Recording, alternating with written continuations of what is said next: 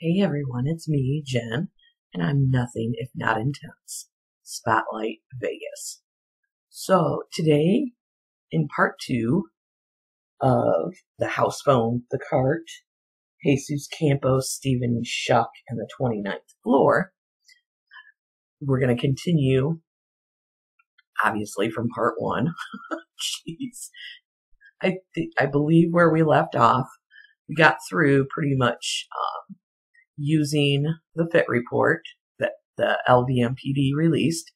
We got through Jesus and Stephen Shuck's story as far as them getting into that hallway on the 32nd floor, the door, the house phone, things like that. We are going to take a look at Stephen's interview that he did on the Today Show on NBC because I think that's important. And also, when I was thinking about this, I left out a very important part of the story. And I figured out how that got left off. Because in this report, again, we are looking at the things that they repeat and the things that they omit.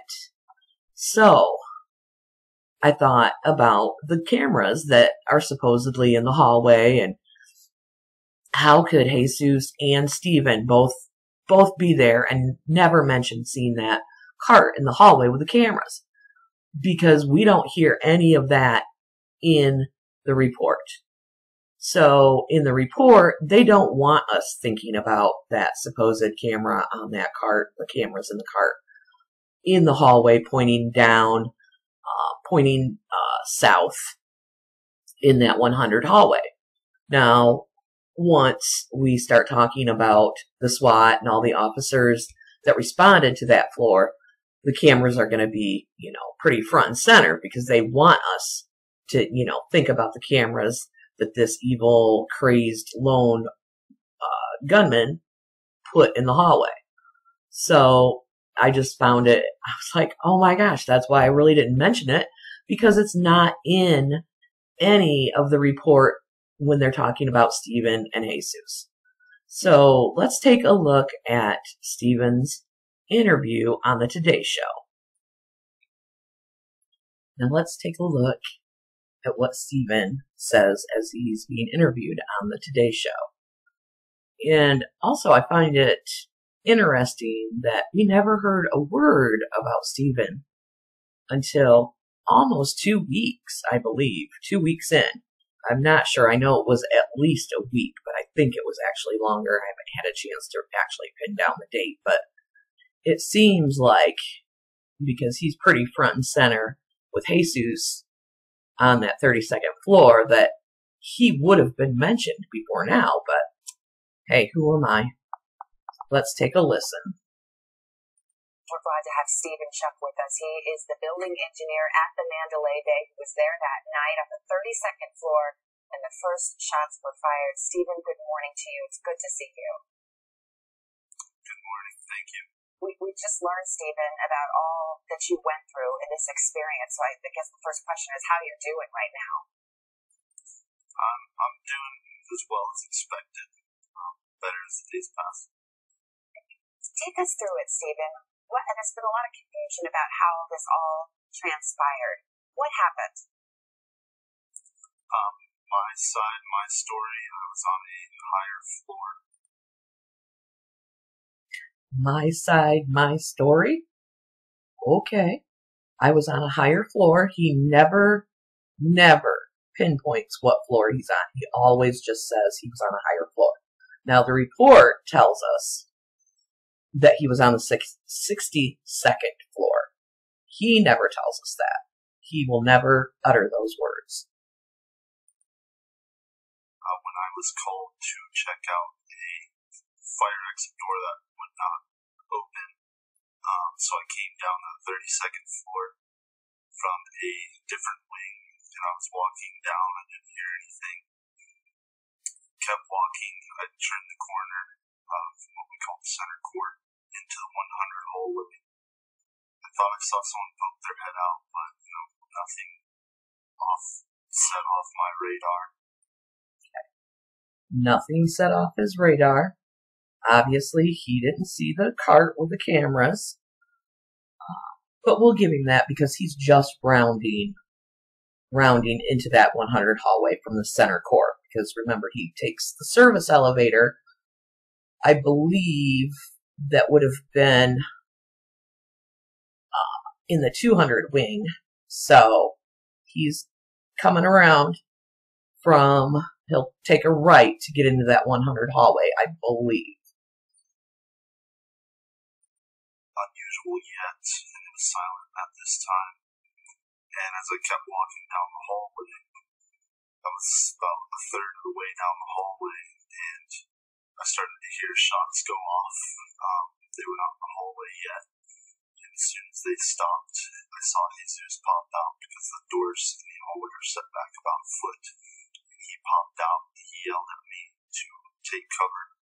As soon as I started to go to a door to my left, the rounds started coming down the hallway. I could feel them pass right behind my head. Something hit me in the back, and I took cover. I tried to think how I could get to Jesus because I could see that he was shot in the leg. Okay, he tells us that he could see that Jesus was shot in the leg. So.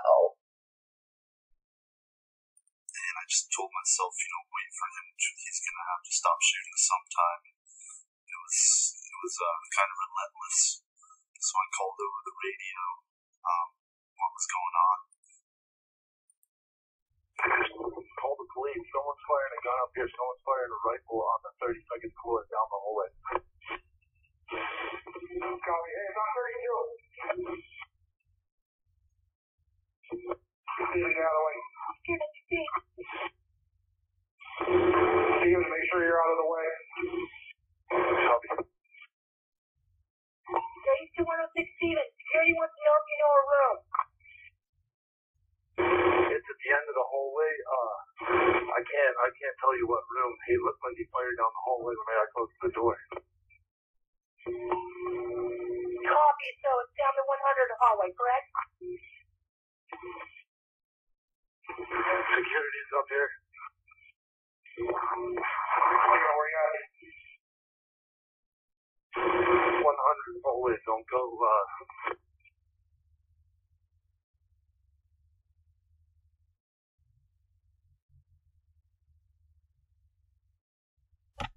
So when he made his call, he never mentioned that Jesus was shot in the leg.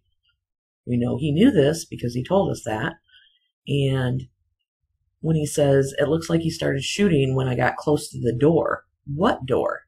We know he says he only got a third of the way down the hallway. So I find that very strange. He never says anything about seeing any cameras or anything like that. So let's listen to the rest of his interview on the Today Show. As soon as the shooting stopped, we made our way down the hallway and took cover again, and then the shooting started again. Hey, Steven, let me just say that. Now it sounds like the shooting started again, meaning down the hallway, because they ran down to the end of the hallway and took cover, both of them. And the shooting started again. Down the hallway. He never mentions anything about hearing the jackhammering sounds, like what he talks about on the Ellen show, and they also document that in the report. We've heard this audio recording now. First of all, how did you remain so calm? Maybe your voice betrays what was going on actually inside of you. And second of all, if the reports are true that there were 200 rounds fired by the gunman into the hall, you must feel incredibly lucky that you weren't hit. Yeah, I am incredibly blessed that somehow I came out of there alive. When he first started shooting, I was kind of in disbelief, but I told myself, remain calm. If I freak out right now, it's only going to get me killed or injured, and remain calm. call it over the radio so we can get police on their way as soon as possible. Stephen, you mentioned Jesus Campos, who of course is the security guard who received a gunshot wound. He warned you. He said, "Get down or get out." Do you feel he saved your life? Yes, my whole family and I, we all appreciate him. At first, when the first shooting started, I was kind of frozen for a second, and he yelled at me, "Take cover, take cover." If he yelled a second too late, I would have been shot, so I owe him my life. What happened when the police arrived? Stephen, were you still there? I was still there, yes. We kind of were directing him, like, it's this hallway, at the end of the hallway. Me and Jesus, we never saw the door open, so we thought he was shooting from the people in the door. Okay. You're telling me that these two that had just been shot at, Jesus is shot, Stephen isn't, but boy, they were whizzing right behind his head. I mean, he could feel the pressure of those bullets. Unbelievable. They stay on the 32nd floor. Neither one of them are armed. Fight or flight tells us you're going to do one of two things. Obviously, neither one of them are armed, so I wouldn't think that they would stay and fight. So the next thing would be flight. Well, they say they did run down to the end of the hallway and took cover again, but they never left that 32nd floor, the hallway. They never left the 32nd floor. If it was me, I'd be getting the hell out of there. You don't know what this crazed lone gunman is going to do. They don't know if he's going to open that door and come running down the hall, shooting at them. How did they know that that wouldn't happen? They seem to be pretty comfortable on the 32nd floor waiting for police. When Stephen is on the phone, or on the radio, I should say, he says, "Security's here." He wasn't even through with that radio transmission, and boom, security's here. That was pretty convenient. So him and Jesus are both still there on the 32nd floor. Jesus is bleeding from his gunshot wound on his leg. We're just telling police that, and then my supervisor was there. He handed me his master keys, and I ran down and shut off all the guest elevators, stopped guests on the basement floor, just let them know we have an incident upstairs, stay down here. And then I made my way back up to the 32nd floor to give him his keys so he could give them to the police so they could use them. Stephen, after going through something like this... Okay, and the tale gets a little bit bigger. So Stephen, who has just been traumatized, shot at, sees a security officer shot, gets keys from his supervisor.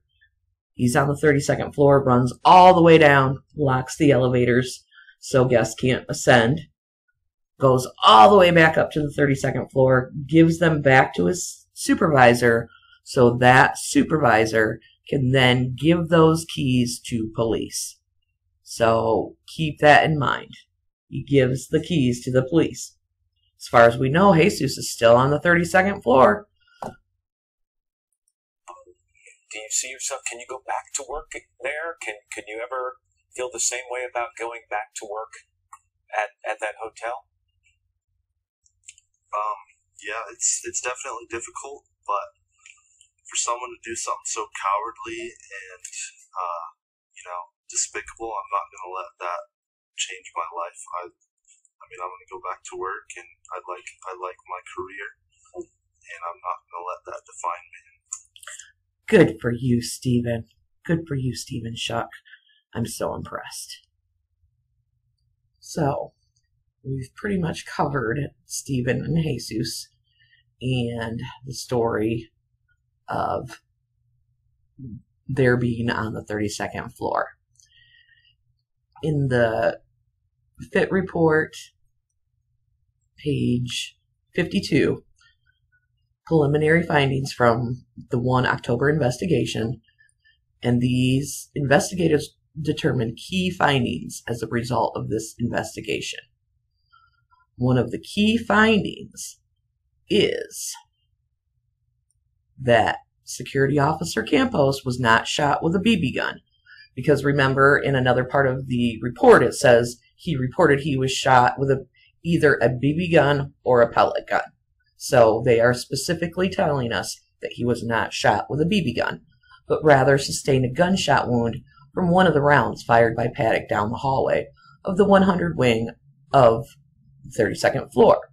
Also, when Jesus disappeared there for a while, and we knew he went to Mexico, they really wanted to get this in there, that he did in fact have a pre-planned vacation to Mexico to go visit his father, and he asked law enforcement for permission to make this trip.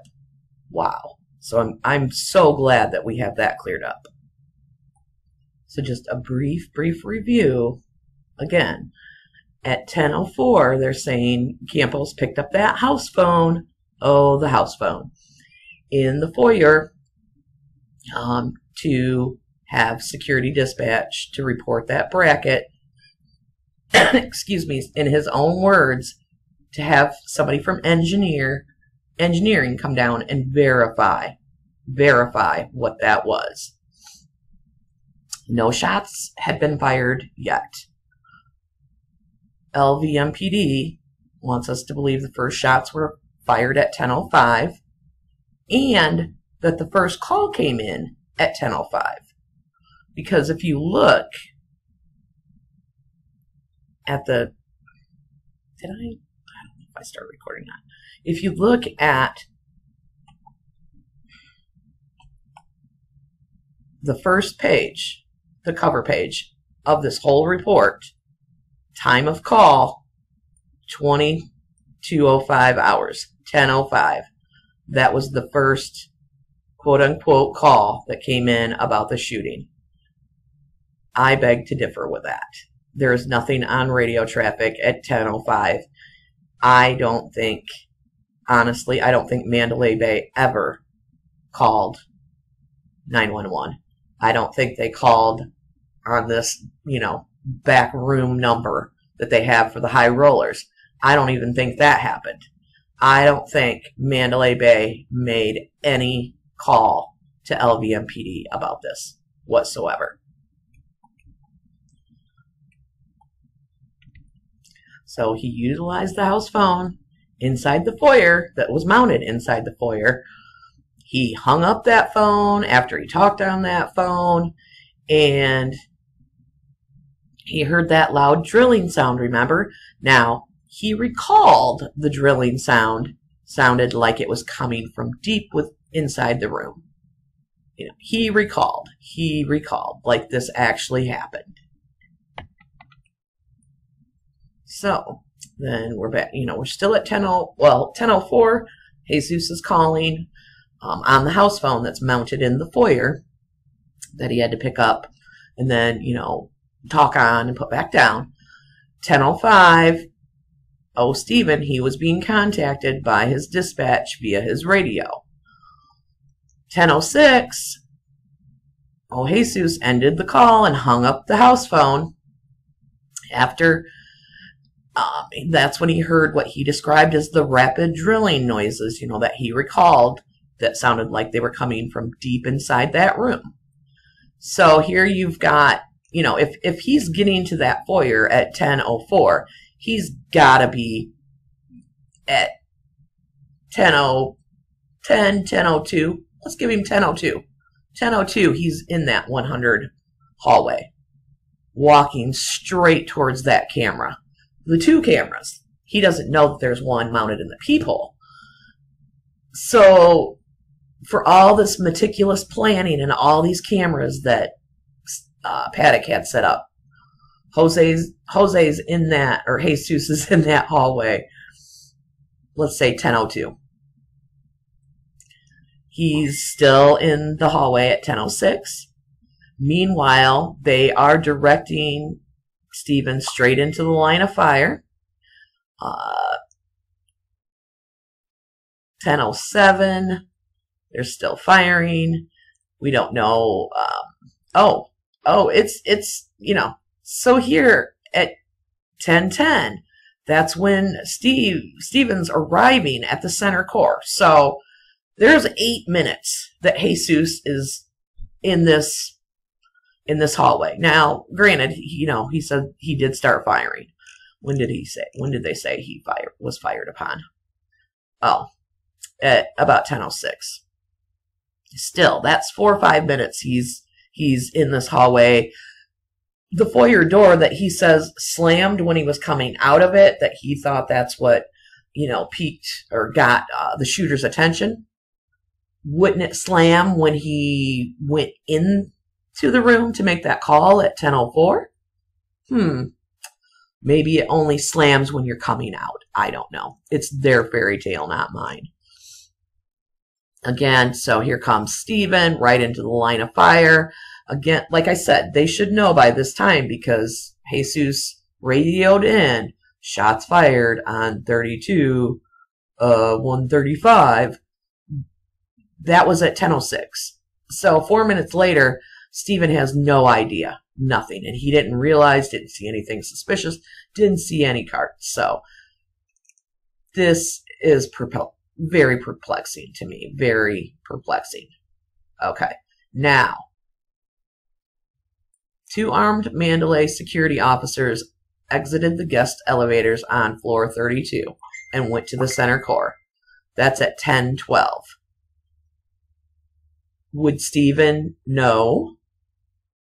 Because when he's on his radio calling this in, which they didn't give us a timestamp, but right here they do at 10:10. He's on the radio that long because he says security's here. So was it these 2 armed Mandalay Bay security officers? And gee, I wonder where his cart of tools is, because he never says anything about having tools, but they mention that a lot in this report. So that's something that they want us to believe that Steven had with him. Not necessarily at this point. Not at this, well, yeah, I guess they're the ones mentioning it. But Steven doesn't mention it. Because from what I can tell, everything that they have repeated in here, put in here, or omitted is very, very purposeful. There is a reason for everything that is written within this report. Good or bad. Truth or the lie. I mean, there's obviously things that are not true, but you can't throw the baby out with the bathwater, because remember, the threads of truth that are woven into any lie, at some point, as the threads of truth are woven in there, they're going to intersect with that lie. Just like you're threading a needle, that first push through there, they're going to intersect, and there's really no way around it. So at those intersections, that's where we can really begin to get the story. And boy, do I have some intersections that I want to talk about. So I think we're going to wrap it up with this one right now. I promise I'm going to do another video, and we're going to tell you, I'm going to show you where that tool cart ends up, I think, and why it's there, and why they need him to have that. So I appreciate you watching.